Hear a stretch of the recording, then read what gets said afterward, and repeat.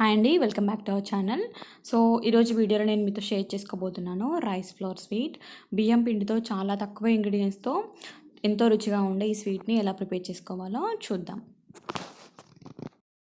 ముందుగా దీనికి కావాల్సినవి ఒక కడాయి హీట్ చేసుకొని అందులో 2 లేదా 3 టీ స్పూన్ల వరకు నెయ్యిని వేసుకోవాలి.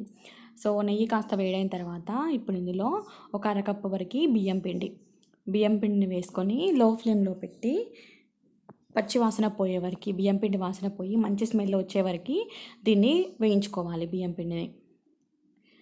సో మీరు 1 కప్పు బియ్యం పిండి యూజ్ చేస్తే కనుక ఇక్కడ 2 కప్పుల పాలు యూజ్ చేయాలి. అరకప్పు బియ్యం పిండి అయితే 1 కప్పు వరకు పాలు. అలాగే బియ్యం పిండిని మంచి వాసన వచ్చే వరకు వేయించుకోవాలి. సో బియ్యం పిండి కలర్ ఏం చేంజ్ అవ్వదు, కొంచెం నెయ్యి పెట్టుకొని లైట్గా ఉండలుగా అవుతుంది అంతే. సో అలాగే యాజ్ ఇట్ ఈజ్ వైట్ కలర్లోనే ఉంటుంది.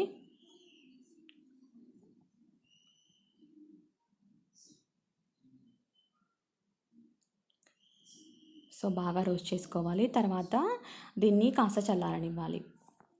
పచ్చివాసన పోయే వరకు వేయించుకొని పక్కన పెట్టుకోవాలి.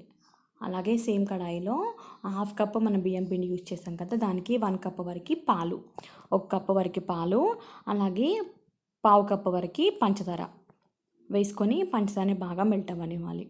సో పంచదార వేసుకున్న తర్వాత అందులో ఒక 3 టీ స్పూన్ల వరకు ఎండు కొబ్బరి పొడి, 3 టీ స్పూన్ల వరకు ఎండు కొబ్బరి పొడి వేసుకొని వీటిని పాలని బాగా మరగనివ్వాలి.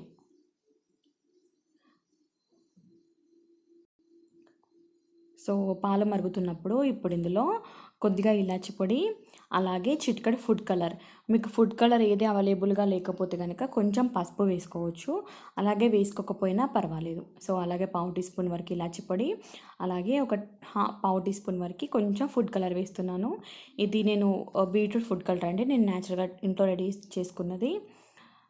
సో ఇలా పాలను బాగా మరిగించిన తర్వాత ఇప్పుడు ఇందులో మనం వేయించి పెట్టుకున్న బియ్యం పిండిని కొద్ది కొద్దిగా వేస్తూ కలుపుకోవాలి, ఉండలు కట్టకుండా. చక్కెర మొత్తం అన్నీ మెల్ట్ అయిపోయేప్పుడు బియ్యం పిండిని కొద్ది కొద్దిగా వేస్తూ ఉండలు కట్టకుండా కలుపుకోవాలి.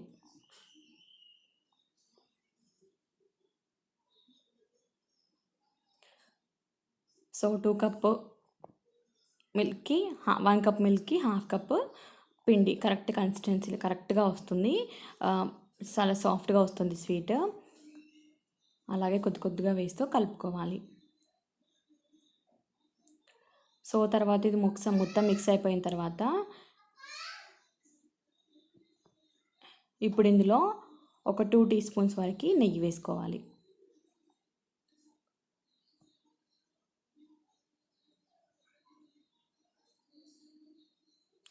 సో నెయ్యి వేసుకొని దీన్ని మరి కాసేపు 1 నిమిషం వరకు స్టవ్ పైన పెట్టి అలాగే కాసేపు స్టీమ్కి ఉడకనివ్వాలి.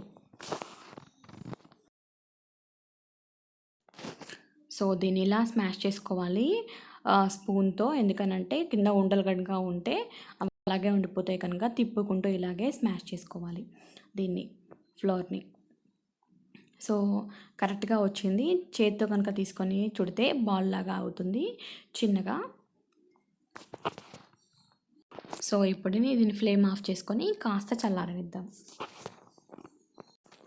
సో తర్వాత దీన్ని మరీ చల్లారక ముందే కొంచెం ఒక 2 నిమిషాల తర్వాత పూర్తిగా చల్లారక ముందు దీన్ని ఉండలుగా చుట్టుకోవాలి.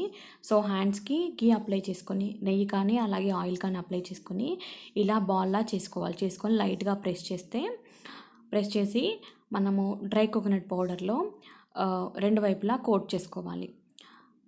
సో అలాగే మీరు గార్నిషింగ్ కోసం మిరియాలు కానీ, లవంగాలు కానీ, ఇలాచీ కానీ, డ్రై ఫ్రూట్స్ ఏవైనా వాడుకోవచ్చు.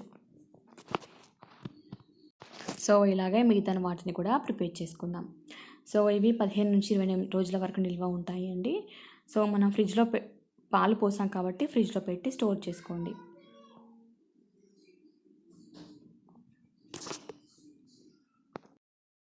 సో చాలా తక్కువ ఖర్చుతో చాలా టేస్టీగా ఉండే ఈ రెసిపీ సూపర్గా ఉంటుంది. తప్పకుండా మీరు కూడా ట్రై చేయండి. అండ్ నా ఛానల్ ఇంతవరకు ఎవరైనా సబ్స్క్రైబ్ చేసుకునే వాళ్ళు ఉంటే ప్లీజ్ సబ్స్క్రైబ్ చేసుకోండి. అలాగే పక్కనే ఉన్న బెల్ ఐకాన్ని క్లిక్ చేయండి. Thank you so much for watching.